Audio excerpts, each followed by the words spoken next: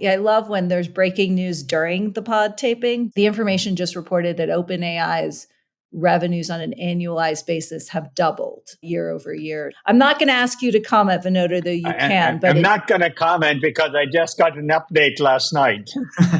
Okay.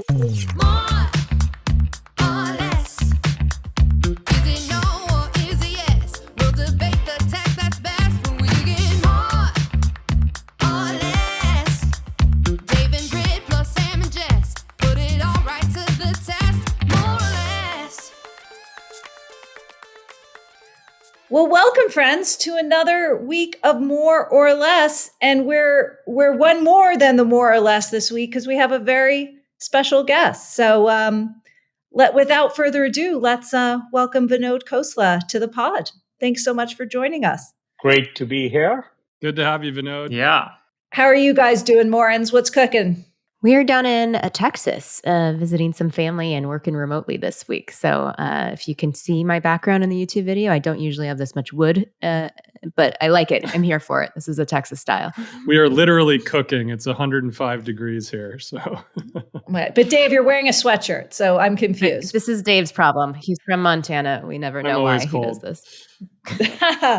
Well, excellent. Well, guys, what a week. I mean, I feel like every week in the Valley is AI week. And some weeks we try to steer clear of it for variety. But I think with the Apple big announcement that we have all been kind of waiting for, the unveiling of Apple Intelligence, that's a great place to start this week. And of course, a big part of that was Apple's partnership with OpenAI, which Vinod was the first venture capital investor in way back when. So I got to ask Vinod, what did you make of all the news out of Apple? Well, first, I haven't caught up with all the news. That's reserved for the weekend. But Apple needed to do something. Siri was starting to go from a reputation to worse, if that was possible. But more importantly, they've demonstrated something that's really important. Computers interface with you directly. You don't have to futz around to get stuff from computers. Computers get you stuff. And I'd done a blog post on this topic a couple of months ago in the information. This idea that computers will learn humans instead of humans needing to learn computers. And I think we're seeing the beginnings of that. That was exciting. Obviously, from an OpenAI perspective, it clearly establishes where OpenAI is in the competition for the best LLMs. Obviously, many people wanted that business and many things were evaluated. And so it's really rewarding to see where Apple thinks the best AI is. And I'm sure they considered where the best AI will be a year or two from now. So in many ways, validation for OpenAI and a really big milestone in how humans interface with machines. I will say, Vinod, I think they did say Gemini is coming as well. And we think they might do something with Anthropic. So not to diminish OpenAI having a great model, but I bring it up only in that it raises a question I'm wondering about, which is kind of if Apple's trying to recreate an app store, if you will, with this intelligence, and if the goal is to be, partnering broadly and routing to different services in the way that I remember when they first launched Siri, they said they were going to send you to OpenTable for reservations or, so on and so forth. So Gia, do you have any insight into where you think Apple is going with the technology or even, I guess, more broadly, this idea of how apps and services are going to be discovered in AI? Because this obviously gets directly to the startup ecosystem. I think first on the comment, it'd be smart of Apple to keep its options open and be able to go to any LLM. But they did make a choice in what gets embedded and built into the OS, enough for Elon Musk to get all upset about banning Apple devices. So they did make some pretty explicit choices and said, we'll keep options open. I presume I'm just going by your reporting. So I feel pretty good about that. But I do think the bigger thing is how do we interface with computers?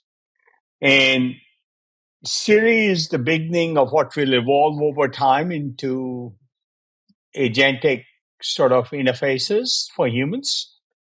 And I think that's the big news. So, Vinod, can I ask you a question? I mean, you and I mean, I think in passing have talked even in the last year about kind of the future of big models versus small models, right? And one of the interesting things I think from what you're seeing with Apple is the idea that they can do a lot on device and there can be a lot done with a small model. And then what is the place of kind of big models that are incredibly expensive and incredibly competitive long term? Do they just become content?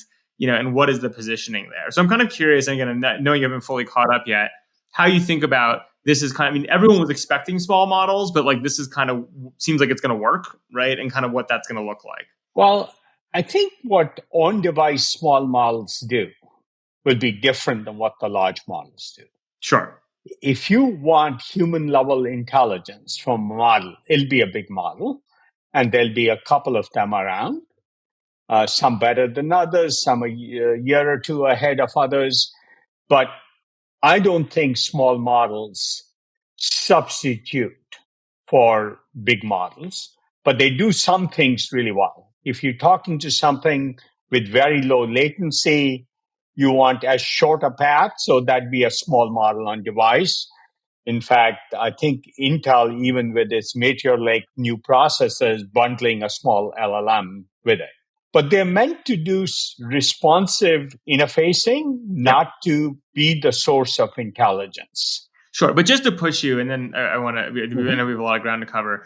It's almost like imagine a future where you have a lot of people you can talk to. Some have IQ 50, some have IQ 100, some have IQ 10,000, right? And the question is, where do you want to spend the money to ask the IQ 10,000 person a question versus asking the person who might have an IQ of 70 but knows what's in your email, right? And kind of what the balance of where questions get asked and where processing goes.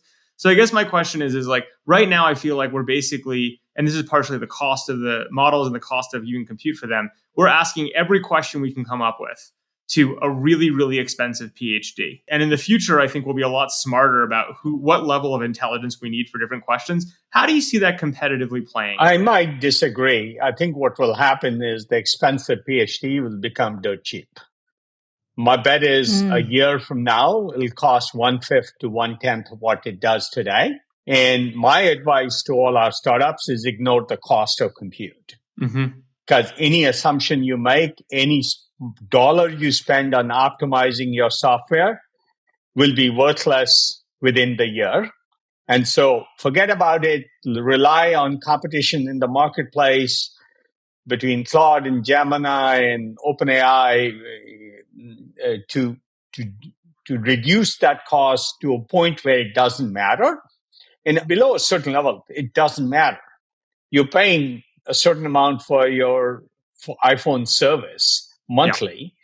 Yeah. If it's 10% or less of that, it doesn't matter. Yeah. Why do you think companies should ignore the cost and it's going to drop so precipitously? What are you seeing? Because every large model owner is trying to drive it down. Well, but Vinod, isn't each large model successively that's coming out costing like an order of magnitude more to train? It is costing an order of magnitude more to train. And that's why I don't think open source models will be viable because of the training costs. But once you're trained, you want as broad a set of usage for two reasons. One, you want the most revenue from it, and the lowest cost models will get the most revenue. But more importantly, there's huge data generation for training the next generation of the model. So for lots of reasons, you want to maximize usage. And if you're playing the long game, and I think the AI model game is mostly being played sort of on a 5-year time horizon, not a 1-year time horizon. In that time horizon, costs will drop. Today, NVIDIA extracts a fairly good tax from everybody, but every model is going to run on multiple types of GPUs or compute, and they will want the most data generation. So I'm pretty convinced The next few years, the revenue isn't the important metric. You don't want to, of course, lose so much money you can't afford it, but you're not trying to make tons of money. You're trying to get tons of usage, and you're trying to get tons of data from the usage and learn to be a better model. I do think there's a lot to be gained in intelligence, whether it's reasoning, whether it's probabilistic thinking, whether it's sort of pattern matching, any of these things. And these models have lots of headroom to get better. And I think we'll see stunning advances practically every year. Much of this has been rumored. Some firms are executing better than others. I think that's the principal difference. I think OpenAI has been very good in execution, but Google has great technology and technologists. They just haven't been as crisp about their execution. Yeah. I'll just add on the revenue point. I love when there's breaking news during the pod taping, but the information just reported that OpenAI's revenues on an annualized basis have doubled year over year. I'm not going to ask you to comment, Vinod, though you can. But I'm not going to comment because I just got an update last night. Okay. Well, we said here revenue doubles. This is their run rate, sorry, analyzed to 3.4 billion. So revenue may not be what you're advising them to focus on, but we shouldn't ignore they seem to be doing an okay job. But over to you, Britt and Dave. What's top of mind for you on this topic? Well, I can pick up from there. I'm curious, Vinod, when you're thinking about that 5-year time horizon. You know, there are some of us, I won't name names, who believe that AI is really going to all go into the incumbents, and even then it's commoditized. What do you see as sort of the 5-year outlook, and where are the themes that you're paying closer attention to where it doesn't roll into the incumbents? And is that the right timing to be thinking about? So I don't believe that. If you're building foundation models and trying to compete with OpenAI and Google, that's not a great place. Large LLMs will belong to the large players who can train on very large clusters, people who can pay for proprietary content, whether it's with Reddit or somebody else, somebody who can access every scientific article, which is usually sitting in Springer Nature or some publication like that. So large players do have an advantage if you're continuing the past. Recently, we announced we're investing in symbolic logic, very, very different approach. It doesn't depend on gobs of data. It doesn't depend on gobs of compute. Completely orthogonal axes, high risk, high upside. If it works, it's dramatic. So there are, even at the model layer, orthogonal approaches to do. If I called my friend Josh Tenenbaum at MIT, he'd say the big contribution is going to be probabilistic programming. Humans think probabilistically. It's different than pattern matching. That's a major element. So I don't think we are anywhere near done with fundamental techniques. We are exploiting the transformer model more and more, but there are other models to be done. It just everybody's scared to invest in anything other than transformer models. I'm very focused on, esoteric things. In fact, Symbolica is some esoteric math called category theory, which most mathematicians haven't heard of. So it was a pretty big bet we placed probably 15, 18 months ago. There are categories at that level. But beyond the model itself, and I think it's silly to invest in the cloud, people who are buying GPUs to build clouds. Because they're going to lose to Amazon. They're going to lose to Amazon and its scale and efficiency. And Microsoft. Yeah. They're all doing custom chips, so they don't have to pay the NVIDIA tax over a couple of years. They're all getting AMD to compete. So lots to be done. But at the next level up, the applications, there's huge opportunity. One of my big forecasts is almost all expertise will be free. So whether you're talking about a primary care doctor, a teacher, a structural engineer, an oncologist, there is so many areas of expertise, hundreds, if not thousands. Each will be a very successful venture. We recently invested in building a structural engineer. Of course, we invest in something like Devon. That's very popular. Everybody knows about it. They're building an AI programmer. They're not building tools for programmers like Copilot. They're building a programmer. But we just invest in building a structural engineer. Now, odd, but how many structural engineers are there and how much do we spend on structural engineering? And you take a building structure and give it to a structural engineer. You get something back in 2 months and you get one variation. You can get 5 variations within 5 hours from an AI structural engineer and save yourselves multiple months on a construction project. That's a great example of a niche. That could be a multi-tens of $billion niche. But no, can I push you on that though? Because I believe what you're saying, and I agree that these anything that basically there's, if you could write an infinitely long book, if you could actually write down everything the structural engineer does, all of a sudden it becomes very possible to create a synthetic structural engineer that's faster and better. Here's my question to you. Is that actually a defensible business, or is that something that just becomes like, look, once the book is written and anyone can access these models because they're a commodity to something, that you end up with like, yes, it is a change in how we approach, but it's not a good business building opportunity? So my view is all of these will have reliance on some large language models and specific things related to the domain. The workflow for a structural engineer and how they interact with, say, a design AI engineer that's running its own AutoCAD are different. And how they interact between the end client and the architect, and the architect will be an AI architect eventually. But this idea that it'll be one model and does everything is not right. Workflow is different in every area. The nuances, which libraries you import in from AutoCAD, or which catalog do you use to say which steel beams are available, what's the pricing of that, and how do you compose a structure that's lower. So they will be domain-specific specialization in all those areas. An oncologist won't just take GPT-6 and be an oncologist. There'll be a lot of specifics. You might actually, to give you an example, if you're an AI oncologist, there's tests that can say after 20 different chemotherapy drugs, this one will affect your cancer the most. It's not done today because it's too expensive. And most oncologists don't have the breadth of knowledge. But just this week, somebody called me.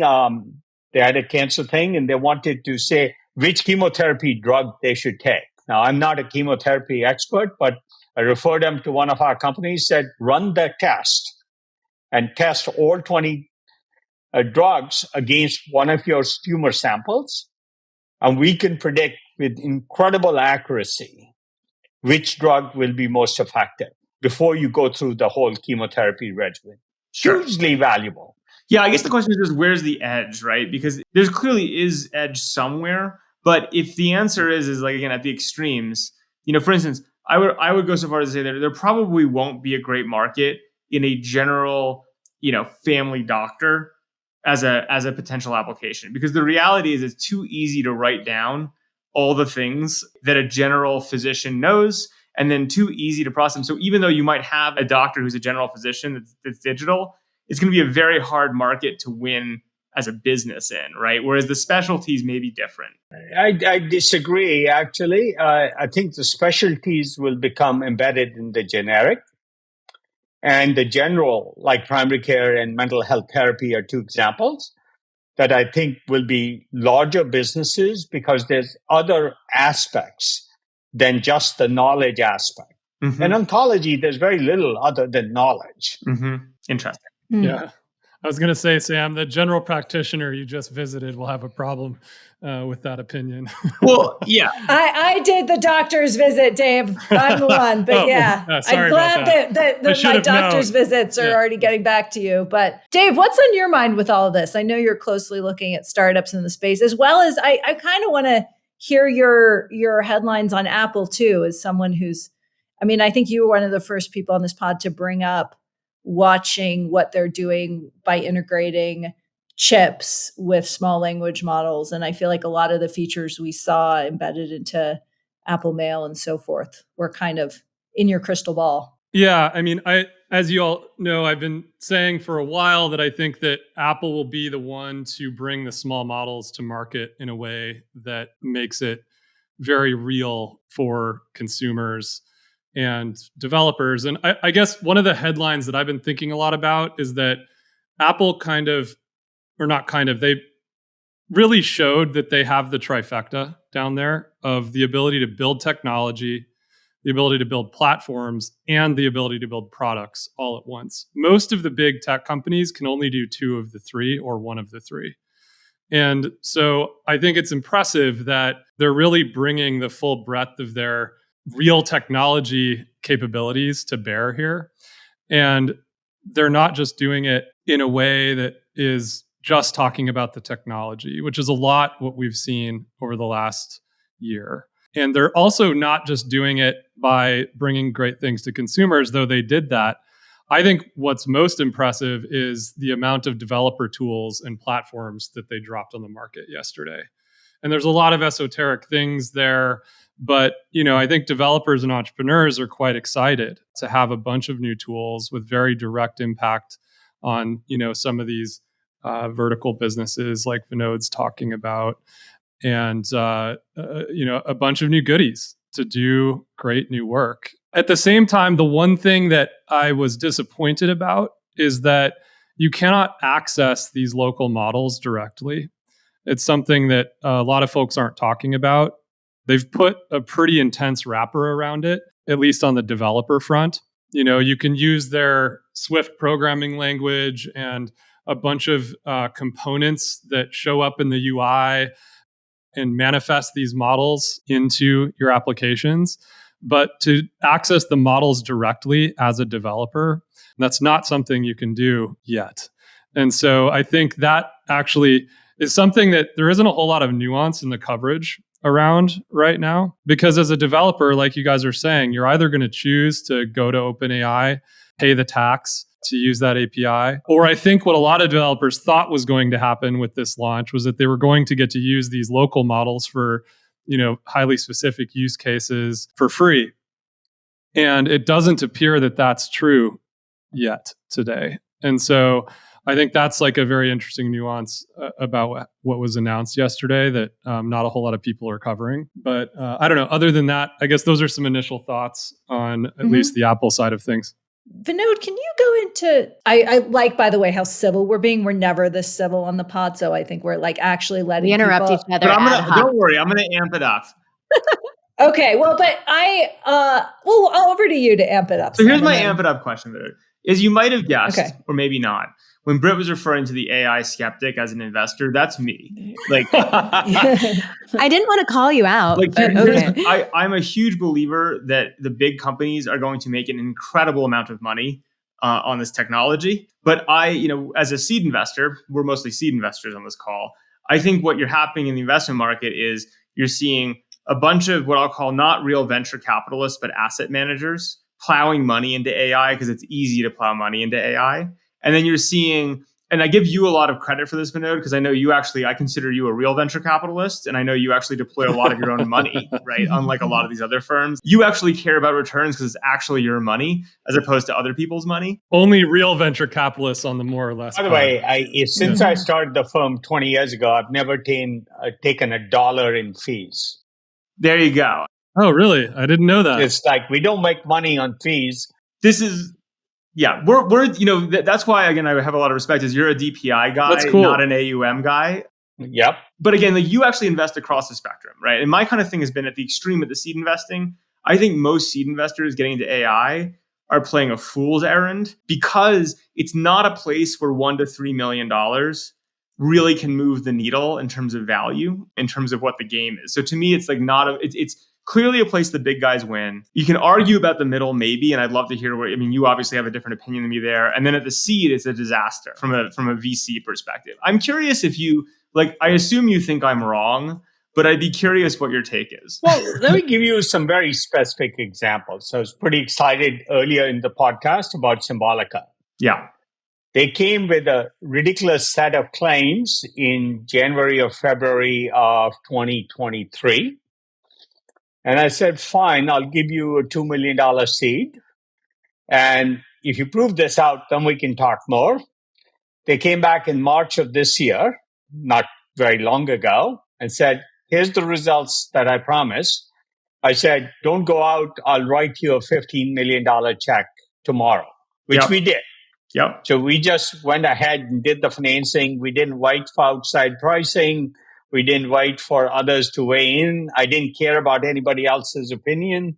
We bet on it. So that's sort of the small seed turning into a larger investment into something larger. By the way, we have a lot of robotics seeds too. Yeah.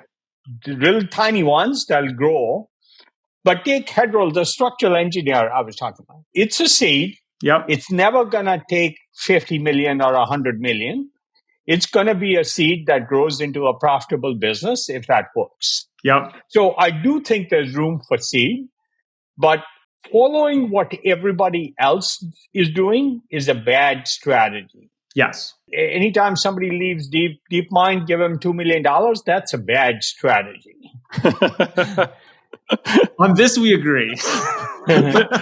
Finally, we got one. We got one, Sam. We spend an incredible amount of time thinking about which business plan will be railroaded by GPT-5, GPT-6, Sora 2, Sora 3. Yep. And, we have pretty good access. We're reasonably good at predicting what will be railroaded and what won't be. Yep. And what will be good partnerships. Yeah. So then to push a step further with your point, though, about I'm actually curious in your seed practice, where in theory, at least abstractly, if not practically, we're all investors and all mildly competitive in the seed practice. How do you think about pricing discipline? Because from my perspective, one of the reasons why seed is so bad in AI is because that person spinning out of DeepMind, raising their seed, not only are they probably going to fail, but it's going to be so ridiculously overpriced that there's no way to ever make money on it. And so where does from an investor mindset perspective, where do you get that edge to find the reasonably priced AI seeds? So I think one has to spend a lot of time thinking about first, what will be railroaded by the big models? What will become a feature in those models and get obsolete? Yep. And we debate that a lot. We have a lot of internally technical expertise in those areas and good contacts. But I would guess that 80% of the investments we've made in seed are below 25 million posts. 80%. And occasionally we'll step up to something like Devon with zero revenue and say, we have a certain belief system and we'll pony up. Yep. I'd say 80% or 90% of the billion-dollar valuations, maybe more, we pass on. But there is 10 or 20% that we will do. We did do Replit. We did do Devon. We'll occasionally look at high valuations. And then sometimes we'll invest just for relationship purposes, in which case we'll make a small token investment. Yeah. Well, that was going to be my question on the kind of high valuations is, are you doing it as an investor or are you doing it in an ecosystem perspective? Because that I understand, right, from a broader. So Devon and Replit were definitely investments. Yep. We've done others that are ecosystem and relationship investment. We know somebody really well. The valuation got out of hand. We do a token amount and that's okay. Fair enough. And we do a fair amount of that too. Are valuations getting more out of hand or less out of hand? Like as of this very moment, because I'm sure you see. If I look at the last 3 months, I think they're starting to stabilize. They haven't started getting to rational, but we are pretty picky. I look at what percentage of our applicable investments are below 25 or post. Right? That's a reasonable number, and it's fairly large percentage. Yeah. But we are bringing something to the party. So when a structural engineering startup comes or a music startup comes, we'll add a lot to the thinking and help evolve the plan. So that's why I say I'm not in the investing business. I'm in the venture assistance business. And that I just say I'm dumb money. All I'm here for is money. I don't think people are coming to you for dumb money, Sam, but who knows? Vinod, I was just going to ask, how are you using AI in your everyday life and within Khosla? And do you see the future of this sort of AI ML enabled venture firm existing? So obviously, the most obvious thing, the biggest uses is ChatGPT for me and my full self-driving on my Tesla. It's amazing the number of times I just say go and let it drive. It really is amazing. It is like totally, the other night I landed at 3 a.m. I was like, I'm too tired. I'm not going to be a safe driver. I just said, take me home. And that was wonderful. So those are major uses, and both those many times a day. What do you do with ChatGPT daily? I'm curious. I can go to my ChatGPT and tell you what my last. Oh, yeah, this is good. I want to know. This is great. This is better a new than. Have you segment. seen on social media? They sometimes do the what's on your Discover page. This is even worse, which is what's in your ChatGPT. This should be a new question we ask every fifth wheel on more or less your last three prompts. So it's fun. So just this morning I heard the Coney Island hot dog eating contest that I got that too. The guy that's breaking up with Nathan's or something. There's a big scandal. Yeah, Nathan banned Joey Chestnut from competing because he keeps winning every time. And Joey's been talking to one of our companies, Impossible Foods, that just introduced a hot dog. I immediately went and said, who's the creative agency for people we could partner with? I said, let's hold our own contest. This is sort of not even, I don't know if they'll do it. I said, let's do our own contest. And I was talking to the CEO and I said, who can we do it with? I said, Athletic Brewing Company is the fastest growing one. Oh, we love Athletic Brewing. We're loving Athletic Brewing. That's all you can drink at Sam and Jess's house. It's the only thing we provide. So I pulled up their agency. And that was like, to me, a big deal to find immediately while I'm talking to the CEO what that is. So that was one. That's classic, Vinod, because it's a classic hot dog, not hot dog use case for AI. Oh, goodness. Okay. Yes. My God. Programmer joke. Does it know the impossible hot dog? Is that a hot dog or not a hot dog? It's like very deep meta question of AI. Yeah. Okay, so. But back to Vinod's ChatGPT. Yeah. So Sunday I was watching the cricket match with my son, the India-Pakistan cricket match. Big deal in India. My family was watching it in India. We were conversing. And ChatGPT helped me say, what's the right run rate in the first 6 or 8 innings or overs of the cricket match? What's the right run rate? This was I had probably 10 queries related to cricket because I don't watch it every day. And that was really valuable. I probably had 10 or 15 queries with ChatGPT. That's really funny because you got Vinod, who's legitimately, probably one of the premier AI investors, and his queries are about hot dogs and cricket. And, I'm like probably the ultimate skeptic on this stuff. And I have to admit that I actually very successfully used ChatGPT to basically in one shot write me scripts in the last 24 hours to pull out all of the emails out of my entire Google dump of my calendar and an entire dump of my inbox. So I will admit, I'm the one running technical queries here at work, despite my. But look, I was also planning my spring garden, and I said, I want plants that grow in zone 9A. I want the height of each plant because I was layering them. I want some to flower in the spring, some in early summer, some late summer, some in the fall. Literally, I had it lay out 20 plants and give me all this information, watering zone, climate zone, height, shade, no shade.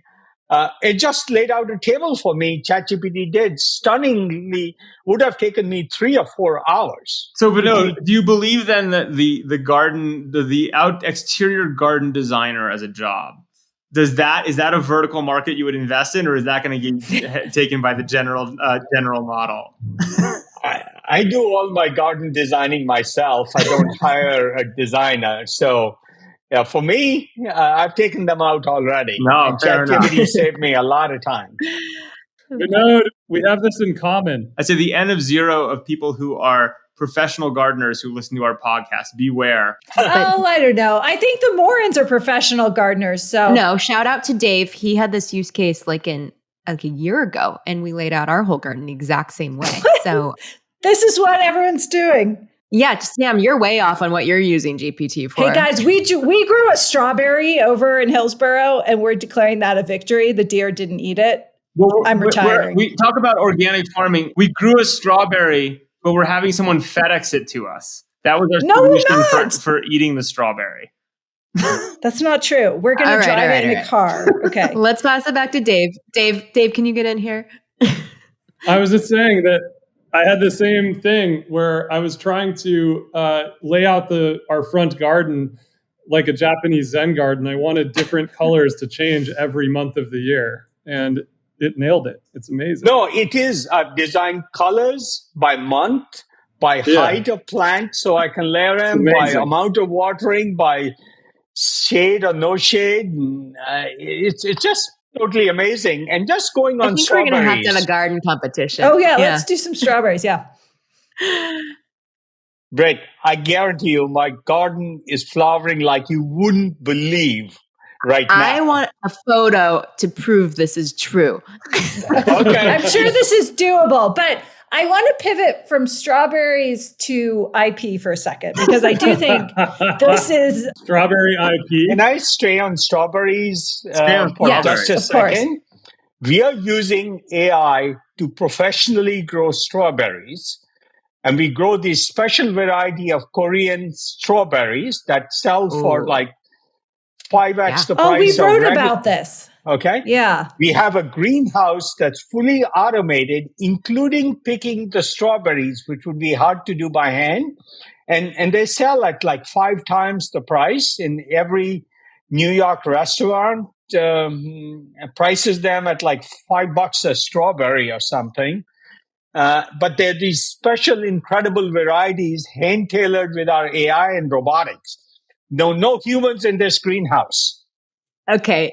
I love this. That's amazing. The company is called Zordi, Zordi, and they're supplying restaurants in New York City. But where's the edge in this in the 10 years? Like I get why you can do this for now, but in 10 years, aren't these strawberries going to be commodity? Everything's commodity in Sam's world. Isn't the price on high-end strawberries going to collapse because of like robotics plus AI? Where's the edge? Venture is over and everything's commodity and the incumbents win. That's Sam's thesis. Isn't this will Monsanto be growing these strawberries in 5 years? No, because they can't keep up.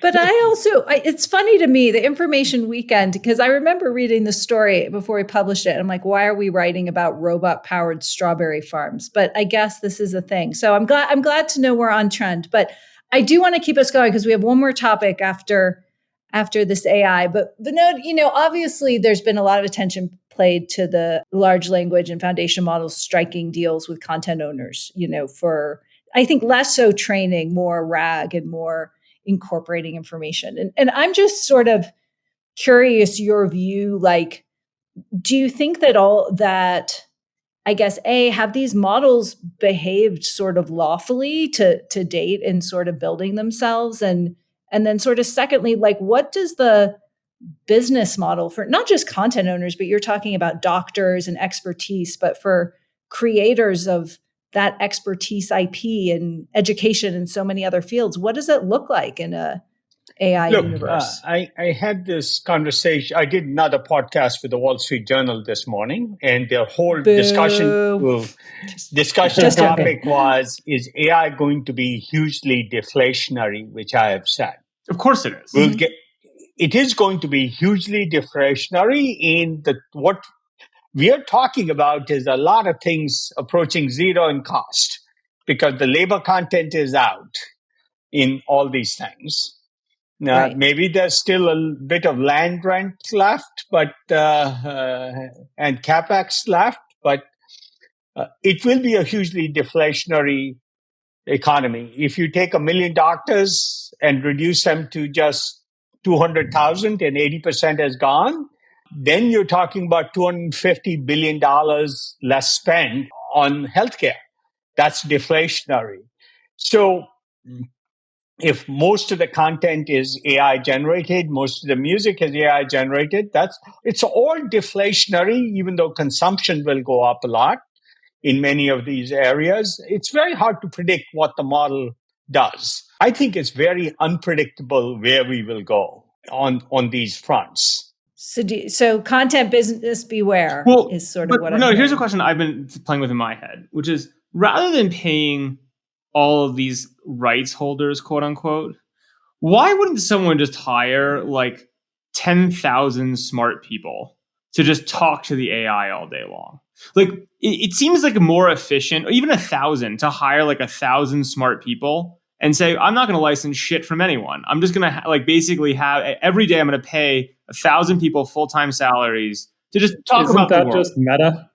Isn't that just meta? Well, indirectly. And they don't even have to pay people. People just give it to them for free. The content pump that is Meta has always been a really interesting one. I mean, I do believe that there's the problem is all these things are a reflection of their interface. The medium is the message. So I'm just saying, why would you... Maybe more accurately, YouTube, Sam. YouTube is this. Directionally, but I just feel like if you told me there were 1,000 people that were paid every day to talk to a large language model for 6 hours a day about what's going on, what they've learned, almost like an Oracle style, or thing. So, Sam, the thing to keep in mind is in this deflationary economy where there's plenty of everything, what is valuable? Right. I don't think Taylor Swift is about music. It's about a phenomena and an experience for 15-year-old girls. It's a cult. It's a phenomenon. It's an experience. 41-year-old girls. Or 38-year-old girls. Yeah, we've got some Swifties here, but yeah. Okay. So I do think the nature of human experience will value things differently. Yes. Why have we gone from really well-manufactured great goods and paid 3 times as much for something that's handcrafted and poorly done? Because it's human experience we value, and different people value different things. So how all this gets reorganized into a set of values, very hard to predict. I'm sort of saying the only thing we can say is it'll change dramatically. Yeah. I don't think we can say how it will change. Vinod, you're pitching my creator fund where we invest in people and cults rather than technology as kind of the tip of the spear for the future of the economy. So I get it. I'm with you. It's unpredictable, Sam. Vinod, I want to ask you as we wrap up AI, the other thing that's been consuming the Valley at the moment is obviously we have the presidential election, and you've been very outspoken on kind of your views of what's at stake. And I think you were maybe falsely accused of calling the hosts of the All In Pod MAGA Trump extremists. But I wonder if you can just tell us, what is your view of what's happening, and as both with the stakes of the election, but why we're seeing very prominent figures in Silicon Valley pivot hard for Trump? I mean, I think we saw that the fundraiser that was hosted raised $14 million, Fox News reported. So. Look, there's been a constituency in Silicon Valley, sort of Peter Thiel and his cohorts. And I'm not going to call them MAGA extremists. My test for a MAGA extremist is, do they believe the election was stolen and January 6th was justified?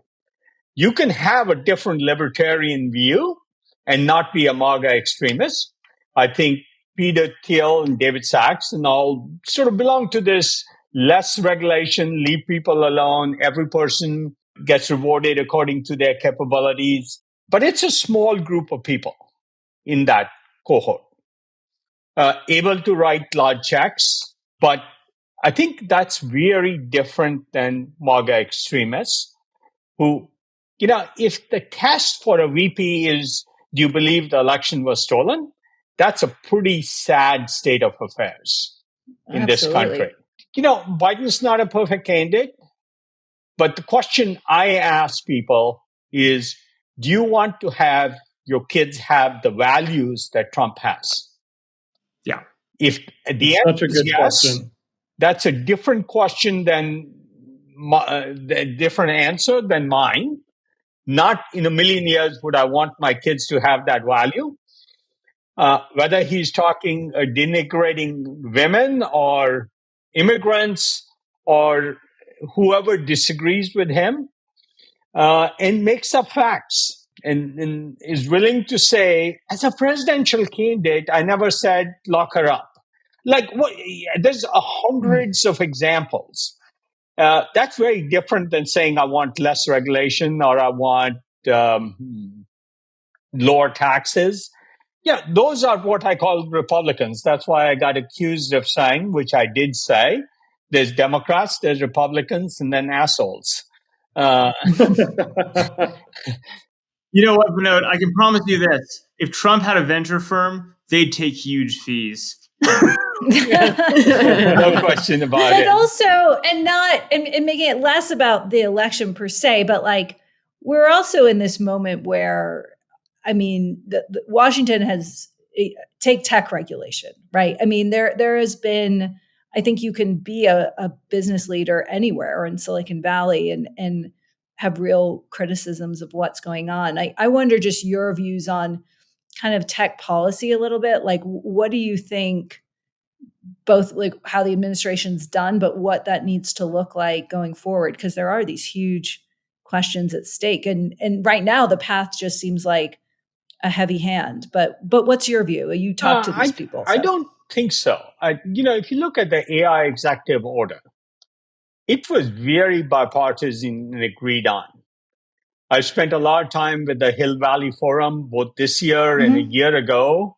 Almost every meeting I've been to, half have been Republicans and other have, either congressmen or senators, and the other have been Democrats. So I do think policy has been reasonable and balanced. I think the Europeans, for example, have ensured they'll never participate in tech again. They keep shooting themselves in the foot. So I do think it's reasonable. I don't buy, there's always a degree of regulatory capture. And I do think that's somewhat true. But look, Disney was the one who extended copyrights. If you remember the late 90s copyright law, beyond any reasonable measure of social good. Let's just extend it because we can.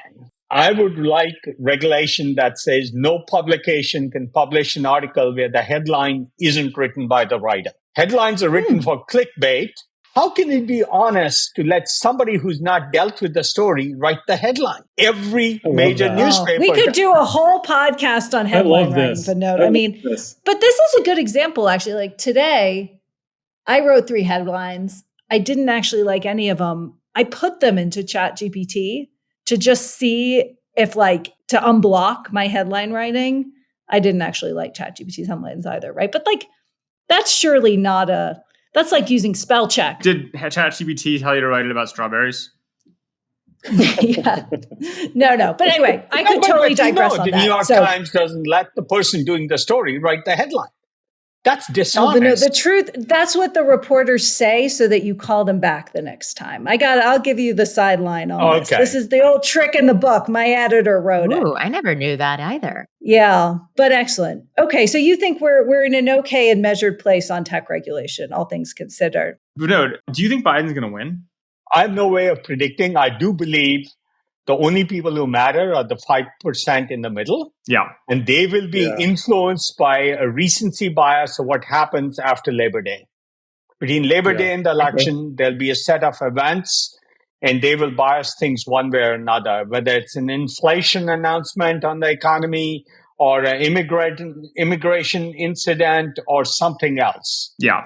For what this is, I know we need to wrap, but I will say this, which is, one of the people in our lives who works on our team, made the point to me, which I think was right, which is like, look, in my community, Sam, she's like, no one cares or really understands any of these issues, but they really want to buy houses and they feel like they can't buy houses right now. And they like Trump, not because of anything, but they think there's a higher likelihood to be able to buy a house. And it's just that simple. Right. And unfortunately, I think that's a lot of the 5%, and we'll see how that plays out.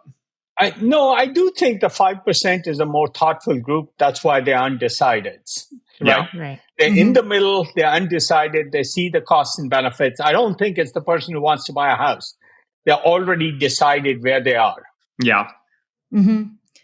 Can I add, and Vinod, just to end, and thank you so much. We covered a lot of ground, and we were grateful, so nice because you were on the podcast, Vinod. Yeah. Yeah, we're not usually I'm not sure this how nice. the episode will perform. We'll see what the headline is. But, it's certainly the nicest we've ever been. Well, but I just want to end by what, besides gardening, besides AI, besides robotics, besides saving the democratic process, what else? Sometimes I think we're too tunnel vision in Silicon Valley. What is there anything else that's starting to just plant a seed in your brain you think we should be paying attention to? Or good garden pun, Jess. Nothing comes to mind off the top. I do worry. So an issue I worry a lot about is inequality. Right. In the US, I worry about inequality. In India, I worry about ethnic strife. Leaving a community of Muslims behind is such a bad idea. It's the one thing that can slow up a rapidly growing economy. Now, in different parts of the world, there are different issues. I think Europe is dealing with going too far dealing with DEI extremists. So they have extremists on the right now, and it will bounce between those extremes. Clearly, just as there are MAGA extremists, there's DEI extremists. Amen. You're not allowed to, yeah. So, but society bounces between extremes, and hopefully we can find a moderating influence. That's usually how it works, Vinod, is usually the moderating influence wins, not the bouncing between extremes. That's my experience of history, at least. Well, I think it depends. I don't know if you're joking or not, but that's fine. Okay. That is not how the world works. Okay, I'm this seems wrong, but I don't have time to correct him. Vinod, thank you for joining us. Gang, it was great to see you for another week. A big thanks to everyone for listening to the back channel. Share this episode, a lot of wisdom. And we'll see you back next week for another episode of More or Less. Thanks, Vinod. Bye-bye. Bye, Thanks, everybody. Oh, guys, we hi, everyone. We're back now for our debrief on the episode. Hey, guys, this is executive session. How'd it go, I everyone? like that it's a little more raw. This is good. I like it. Well, first of all, I'm for sure going to visit his next week. I'm going to go back to greenhouse. bashing AI. We are back to not letting each other speak. Britt. I just said the first thing I'm going to do is go visit his hydroponic greenhouse because that strawberries shit was really cool. There's no, I don't buy it. I love Vinod. I actually really respect him. Well, guys, we've written about this. It's real. I'm not saying it's not real. I'm saying the whole deflationary point is the key thing. The cost of super expensive strawberries is going to zero, which means that there's no margin in it. This is the thing. Well, that's the big question, right? I mean, I think I'm probably still in the less camp on AI benefits the incumbents. It's hard.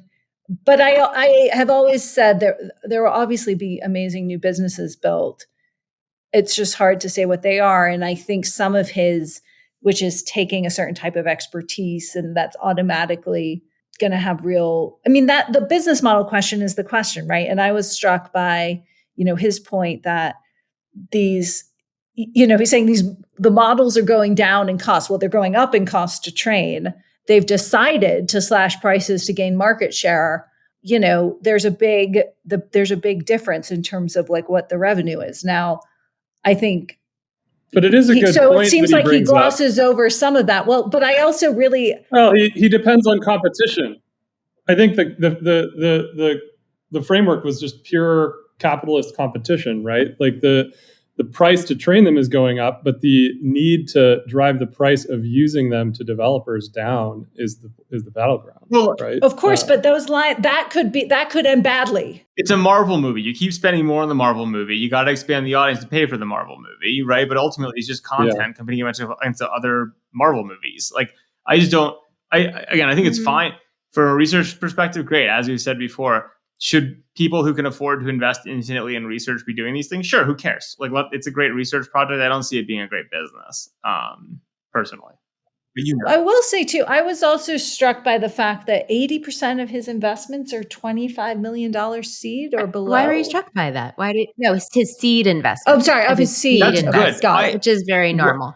Yeah, no, that's good. That was interesting. Vinod That is a stood good, out. disciplined, creative investor. There's no question about it. And I love that it's actually a lot of his own money, because unlike a lot of other quote-unquote asset managers, at least he's betting with his money, right? Which means he probably believes in this stuff, right? As opposed to it being a fee shuffle. So that I have a lot of respect for. I'm just inspired that he's been doing this for 20 years and still like so excited about it all. Guys, he has a lot of energy. That was a question I actually had thought, I believe it or not, I thought of a question for him before we started, which of course I didn't ask. You prepared. Did you write it down? Of course not, but I thought of it. Okay. And I was going to be my like real venture question to him, which is like, how does he care? Like, how does he stay excited about this shit, having done it for so many years, right? Because it is, Didn't we just answer the question though? If you're not playing the fee game and you're not spending all of your time having to talk the book on the LP side of the market, then you can stay almost 100% of your time in your interests. I know, right? But it takes a certain character to be excited about expensive strawberries. Well, he is, and structural engineering and so forth. So great episode, guys. And I like the debrief. Yeah. We should do, what's funny is we should do debriefs now on just the four of us. I agree. We should have a conversation. It's like, what's the hedge fund that scores everybody after, like Bridgewater style? Bridgewater. Okay. You got an 8 out of 10, Sam. 8 out of 10. No. We could also, if you want, we could make the episodes like 20 minutes and then do a 40-minute debrief. Yeah. That's what Doc Shepard does. And he's got a huge podcast. Yeah. And you guys, I have a great pop culture recommendation. Very quick. What do you got? That is very quick. Well, it fits the last topic, which is Britt and I saw Jeremy Strong's new play in New York called Enemy of the People, which highly recommend. It actually, every topic we hit in the last quarter of the pod is like directly at the center of this play. He's so good. For those of you who don't know, he's Succession. Kendall. Well, Jeff and I are cultured too, and we went to a play recently called the Lehman Trilogy, which we read. No one here. We're like the last people on whatever planet this community is on, to see the Lehman Trilogy. You know why I like the Lehman Trilogy? Because it's just such a clearly high margin play. There are only 3 people in the whole thing. Great business model. Enemy of the People was quite like that too. Very small number of people. Deflationary. You just need 4 people in a rotating set. Bada boom. Totally. Bada boom. I'm going to peace out, guys.